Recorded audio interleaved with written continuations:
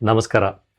ಈ ಕೃಷಿ ಕ್ಷೇತ್ರದಲ್ಲಿ ತೊಡಗಿಸ್ಕೊಂಡವ್ರಿಗೆ, ಅಂದರೆ ವ್ಯವಸಾಯ ಮಾಡ್ತಿರೋರಿಗೆ, ಆಮೇಲೆ ಹೊಸದಾಗಿ ಕೃಷಿಯನ್ನು ಕಲಿತಿರೋರಿಗೆ ಒಂದು ತೀರ್ಥ ಕ್ಷೇತ್ರ ಅಂತ ಏನಾದರೂ ಇದೆ ಅಂತಾದರೆ, ನನಗನ್ಸಿದ ಮಟ್ಟಿಗೆ ಅದರ ಮುಂಚೂಣಿಯಲ್ಲಿರುವಂಥ ಒಂದು ತೀರ್ಥ ಕ್ಷೇತ್ರಗಳಲ್ಲಿ ಒಂದು ಕನ್ನೇರಿ ಮಠ.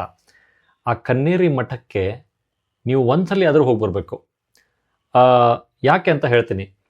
ಕಾಡು ಸಿದ್ದೇಶ್ವರ ಸ್ವಾಮೀಜಿ ಅವರ ತುಂಬ ದೊಡ್ಡ ಅಭಿಮಾನಿ ನಾನು. ತುಂಬ ಹಿಂದಿನಿಂದ ಅವ್ರನ್ನ ಆಲಿಸುತ್ತಾ ಬಂದಿದ್ದೀನಿ. ಅವ್ರನ್ನ ಭೇಟಿಯಾಗುವಂಥ ಒಂದು ಸಂದರ್ಭ ಕೂಡ ನನಗೆ ಬಂದಿತ್ತು ಅವಕಾಶ. ನಾಡೋಜ ನಾರಾಯಣ ರೆಡ್ಡಿ ಅವರ ವರ್ಷಾಂತಿಕದ ಸಮಯದಲ್ಲಿ ಅವರ ಆ ಒಂದು ಸಂದರ್ಭದಲ್ಲಿ ಬಂದಿದ್ದರು. ಆವಾಗ ನಾನು ಅವ್ರನ್ನ ನೋಡಿದ್ದೆ, ಹತ್ತಿರದಿಂದ ನೋಡಿದ್ದೆ. ಮಾತಾಡ್ಸೋಕ್ಕೆ ಧೈರ್ಯ ಇರಲಿಲ್ಲ, ಯಾಕಂದರೆ ನಾನು ಆಗ ಕೆಲಸ ಬಿಟ್ಟು ಕೃಷಿ ಹಿಂದೆ ಬಿದ್ದು ಕಲಿತಾ ಇದ್ದಂಥ ಸಮಯ. ಅಂದರೆ ಹಸುಳೆ ಆಗಿದ್ದೆ ನಾನು ಅವಾಗ. ಈಗಲೂ ಕೂಡ ಹಸುಳೆನೇ, ಸ್ವಲ್ಪ ಅಂಬೆಗಾಲು ಇಡ್ತಾ ಇದ್ದೀನಿ ಅಷ್ಟೇ. ಆವಾಗ ಅವ್ರನ್ನ ಮಾತಾಡಿಸುವಂಥ ಧೈರ್ಯ ನನಗೆ ಬರಲಿಲ್ಲ. ಆಮೇಲೆ ಇತ್ತೀಚೆಗೆ ನನಗೆ ಅವ್ರನ್ನ ಭೇಟಿಯಾಗುವಂಥ ಒಂದು ಅವಕಾಶ ಸಿಕ್ತು. ಅಂದರೆ ಕನ್ನೇರಿ ಮಠಕ್ಕೆ ನಾವು ನಮ್ಮ ಸ್ನೇಹಿತರ ಜೊತೆಗೆ ಹೋಗಿದ್ದೆ. ಕನ್ನೇರಿ ಮಠ ಎಲ್ಲಿದೆ ಅಂತಂದರೆ ಮಹಾರಾಷ್ಟ್ರದ ಗಡಿಯಲ್ಲಿದೆ, ಕೋಲ್ಹಾಪುರ ಹತ್ತಿರ ಇದೆ. ಬೆಳಗಾವಿಯಿಂದ ಒಂದು 3 ಗಂಟೆ ಅವಧಿ ಅಲ್ಲಿದೆ, ಅದು ಹತ್ತಿರದಲ್ಲಿದೆ. ನಾವು ಹೋಗಿದ್ವಿ, ನಾವು ಸಂಜೆ ಹೋಗಿದ್ವಿ. ಇನ್ಫ್ಯಾಕ್ಟ್ ನಮಗೆ ಅಲ್ಲಿ ಹೋಗೋ ಅಷ್ಟೊತ್ತಿಗೆ ಒಂದು 4:30 ಅಥವಾ 5 ಗಂಟೆ ಆಗಿತ್ತು ಅನಿಸುತ್ತೆ. ನಾವು ಕೂಡಲೇ ಮೊದಲು ಏನು ಕೆಲಸ ಮಾಡಿದ್ವಿ, ಗುರುಗಳನ್ನು ಭೇಟಿ ಆಗಬಹುದು ಅಂತ ಅನಿಸಿರ್ಲಿಲ್ಲ ನಮಗೆ. ಯಾಕಂದರೆ ಅಲ್ಲಿ ಅವರು ಯಾವುದ್ಯಾವುದೋ ಕಾರ್ಯಕ್ರಮದಲ್ಲಿ ಇರ್ತಾರೆ, ಹೀಗಾಗಿ ಅವ್ರನ್ನ ಸಿಗಬಹುದಾ ಅವರು ಅಂತ ಗೊತ್ತಿರಲಿಲ್ಲ. ಆದರೆ ನಾವು ಮೊದಲು ಏನು ಕೆಲಸ ಮಾಡಿದ್ವಿ ಅಂದರೆ, ಮಠದ ಆವರಣದಲ್ಲಿ ಒಂದಿಷ್ಟು ಅಡ್ಡಾಡಿಕೊಂಡು, ತುಂಬ ಅದ್ಭುತವಾದ ಜಾಗ. ಅಂದರೆ ಅಲ್ಲಿ ಹೋದರೆ ನಿಮ್ಗೆ ಹೊರಗೆ ಬರೋಕ್ಕೆ ಮನಸ್ಸು ಬರಲ್ಲ, ಅಷ್ಟು ಚೆನ್ನಾಗಿದೆ. ಅಲ್ಲಿ ಅದರ ಆವರಣದಲ್ಲಿ ಒಂದು KVK ಅಂತಿದೆ, ಕೃಷಿ ವಿಜ್ಞಾನ ಕೇಂದ್ರ. ಅಲ್ಲಿ ನಮಗೆ ಗೋಕೃಪಾಮೃತ ಸಿಗುತ್ತೆ, ಕಲ್ಚರ್, ಮದರ್ ಕಲ್ಚರ್ ಅಂತಾರೆ. ಆ ದ್ರಾವಣವನ್ನು ಅಲ್ಲಿ ಒಂದು ಡ್ರಮ್ಮಲ್ಲಿ ಇಟ್ಟಿರ್ತಾರೆ. ನಾವು ಯಾರಿಗೋ ಕೇಳಿದ್ವಿ, ಅಲ್ಲಿ ಹೇಳಿದ್ರು ಅಲ್ಲಿ ತೊಗೊಂಡು ಬನ್ನಿ ಅಂತ. ಸೊ ಆ KVK ತುಂಬ ಜನ ಕೇಳ್ತಾಯಿದ್ರು. ಮೊನ್ನೆ ಒಂದು ನಾವು ವಿಡಿಯೋ ಮಾಡಿದ್ದೆ ಗೋಕೃಪಾಮೃತದ ಬಗ್ಗೆ, ಅದರ ಕಲ್ಚರ್ ಎಲ್ಲಿ ಸಿಗುತ್ತೆ ಅಂತ. ಅಲ್ಲಿ ಸಿಗುತ್ತೆ, ತುಂಬ ದೂರ ನಿಮ್ಗೆ ಅನಿಸ್ಬೋದು, ಆದರೆ ಅದು ಒಂದು ಒಳ್ಳೆಯ ಜಾಗ ಸಿಗುವಂಥದ್ದು. ಅಂದರೆ ಅದು ಯಾವುದೋ ಯಾರ ಹತ್ರನೂ ತೊಗೊಂಬರೋಕ್ಕಾಗಲ್ಲ, ಚೆನ್ನಾಗಿರ್ಬೇಕದು. ಸೊ ಹೀಗಾಗಿ ಅಲ್ಲಿ ಹೋದರೆ ತೊಗೊಂಡು ಬನ್ನಿ ದಯವಿಟ್ಟು. ಅದೇ ನೆಪದಲ್ಲಾದರೂ ನೀವು ಕನ್ನೇರಿ ಮಠಕ್ಕೆ ಹೋಗ್ಬೋದು ಅನ್ನೋದು ನನ್ನ ಒಂದು ಆಸೆ. ಸೊ ಅದನ್ನು ತೊಗೊಂಡು ಬಂದ್ವಿ. ಬಾಟಲ್ ತೊಗೊಂಡು ಹೋಗ್ಬೇಕು ನೀವು, ಯಾಕಂದ್ರೆ ಬಾಟಲ್ ಇರೋಲ್ಲ ಅಲ್ಲಿ. ಸೊ ಬಾಟಲ್ ತೊಗೊಂಡು ಹೋಗಬೇಕು, ಖಾಲಿ ಬಾಟ್ಲು. ಅದರಲ್ಲಿ ಹಾಕ್ಕೊಂಡು ಬನ್ನಿ. 1 ಲೀಟ್ರ್ ತೊಗೊಂಬನ್ನಿ ಸಾಕು, 1 ಅಥವಾ 2 ಲೀಟ್ರ್, ತುಂಬ ಜಾಸ್ತಿ ತರಬೇಡಿ. ತೊಗೊಂಡು ಬಂದಮೇಲೆ ನಾವು ಏನು ಮಾಡಿದ್ವಿ ಅಂದರೆ, ಗೋಶಾಲೆಗೆ ಹೋದ್ವಿ. ಯಾಕಂದರೆ ಗೋಶಾಲೆಯನ್ನು ನಮಗೆ ತುಂಬ ಕೇಳಿದ್ವಿ, ಅದ್ರ ಬಗ್ಗೆ ನೋಡೋಣ ಅಂತ. ಅದ್ಭುತವಾದ ತಾಣ ಅದು. ಅಲ್ಲಿ ಒಂದು 1200 ದೇಸಿ ತಳಿಗಳು ಸಾಕ್ತಾ ಇದ್ದಾರೆ. ಎಂಥ ಪುಣ್ಯದ ಕೆಲಸ ಮಾಡ್ತಿದ್ದಾರೆ ಗುರುಗಳು ಅನ್ನಿಸ್ತು.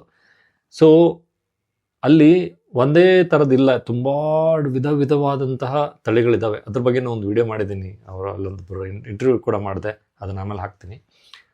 ಸೊ ಅದರ ವಿಶೇಷತೆ ಏನು ಅಂದರೆ, ಅಲ್ಲಿ ಸುಮಾರು ಜನ ಕನ್ನಡಿಗರಿದ್ದರು ಕೆಲಸ ಮಾಡೋರೆಲ್ಲ. ನಮ್ಮ ಸಿರ್ಸಿ ಕಡೆಯವರು ಇರ್ಬೋದು, ಹಾನಗಲ್ ಕಡೆಯವರು ಇರ್ಬೋದು, ನಮಗೆಲ್ಲ ಸಿಕ್ಕಿದ್ರು. ತುಂಬ ಉಪಚಾರ ಮಾಡಿದರು, ನಮಗೆ ಚೆನ್ನಾಗಿ ಮಾತಾಡ್ಸಿದ್ರು. ಖುಷಿ ಆಯಿತು. ಬೆಂಗಳೂರಲ್ಲೇ ನಮಗೆ ಕನ್ನಡ ಮಾತಾಡೋರು ಸಿಗೋಲ್ಲ, ಅಲ್ಲಿ ಎಷ್ಟೊಂದು ಜನ ಸಿಕ್ಕರು ಅಂತ. ಅದಲ್ಲದೇ ಅವ್ರ ಕೆಲಸ ಎಷ್ಟು ಚೆನ್ನಾಗಿ ನಡೀತಾ ಇತ್ತು ಅಂದರೆ, ಅಲ್ಲೊಂದು ಯಾರು ಸೂಪರ್ವೈಸರ್ ಇಲ್ಲ, ಏನಿಲ್ಲ. ಅಲ್ಲಿ ತಮ್ಮ ಕೆಲಸ ತಾವು ಮಾಡ್ಕೊಂಡಿದ್ದಾರೆ. ಯಾಕಂದರೆ ಗೋ ಸೇವೆ ಏನಿದೆ ಅಲ್ಲ, ಅದೊಂದು ಸಾರ್ಥಕತೆ ಅನುಭವ ಅನಿಸುತ್ತೆ. ನಾವು ಕೂಡ ಅಲ್ಲಿ ಹೋಗಿ ಮಾಡಬೇಕು ಅನಿಸುತ್ತೆ, ಒಂದೊಂದು ವಾರ ಹತ್ರ ಇದ್ದು ಅವಕಾಶ ಸಿಕ್ಕರೆ. ಆ ಥರದ ಅವಕಾಶವೂ ಇದೆ ಅಲ್ಲಿ. ಸೊ ಎಷ್ಟೋ ಜನ ಯುವಕರು, ನಾವು ಅಂತಿರ್ತೀವಲ್ಲ, ಯುವಕರು ಬರೀ ಮೊಬೈಲಲ್ಲಿ ಇರ್ತಾರೆ, ಹಂಗೆ ಮಾಡ್ತಾರೆ, ಏನು ಮಾಡಲ್ಲ ಅಂತ. ಅದು ತಪ್ಪು. ಎಲ್ಲ ಸಮಯದಲ್ಲೂ ಎಲ್ಲ ಥರದವರು ಇರ್ತಾರೆ ಅಂತ ನನಗನ್ನಿಸ್ತು.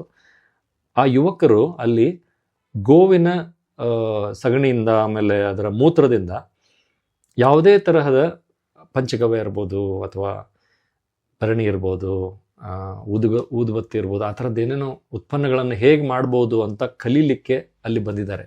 ಅವ್ರು ಹೇಳ್ತಾಯಿದ್ರು, ಅವ್ರನ್ನೂ ಮಾತಾಡಿಸಿದೆ ನಾನು. ಗುರುಗಳು ಹೇಳಿದ್ದಾರೆ, ಎಲ್ಲಿವರೆಗೆ ನಿಮಗೆ ಸರಿಯಾಗಿ ಅರ್ಥ ಆಗಲ್ಲ ಅಲ್ಲಿ ತನಕ ಇರ್ರಿ ಅಂತೇಳಿ. ಸೊ ಆ ಥರ ಅವರು ಕಲಿತಾ ಇದ್ದಾರೆ.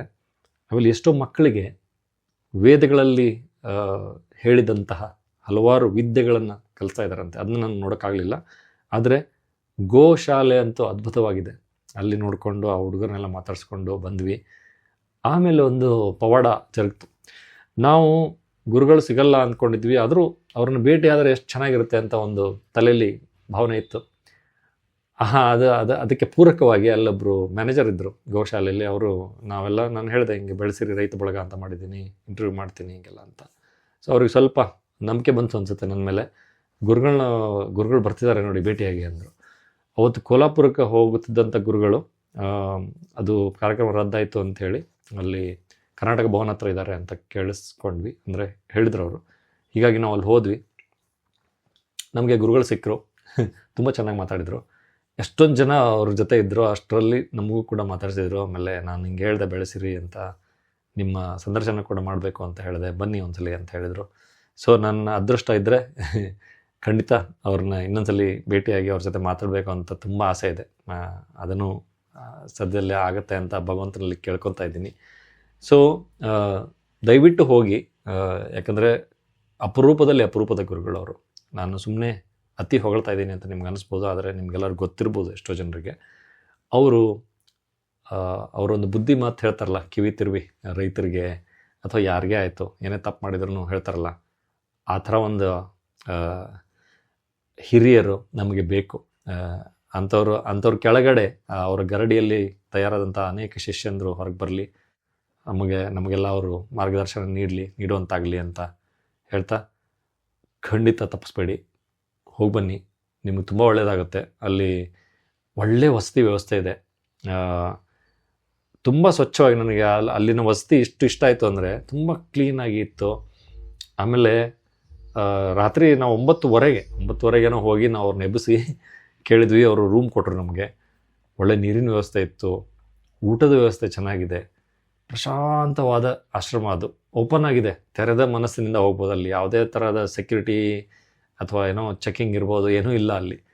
ತುಂಬ ಎಲ್ಲಿ ಬೇಕಲ್ಲಿ ಆವರಣದಲ್ಲಿ ಅಡ್ಡಾಡ್ಬೋದು. ಆಮೇಲೆ ಒಂದು ಧ್ಯಾನ ಮಂದಿರ ಇದೆ, ಒಂದು ದೇವಸ್ಥಾನ ಇದೆ ಒಳಗೆ, ತುಂಬ ಪುರಾತನವಾದದ್ದು ಶಿವನ ದೇವಸ್ಥಾನ ಇದೆ. ಹೋಗಿ ಪ್ರಶಾಂತವಾಗಿ ಅಲ್ಲೊಂದು 2-3 ದಿವಸನೋ ಒಂದು ವಾರನೋ ಇದ್ದು ಒಂಥರ ಅನುಭೂತಿಯನ್ನು ಪಡೆದುಕೊಂಡು ಬನ್ನಿ ಅಂತ ಹೇಳ್ತಾ, ಎಲ್ಲ ರೈತಾನಂದರಿಗೆ ನಮಸ್ಕಾರ ಹಾಗೂ ಜೈ ಹಿಂದ್.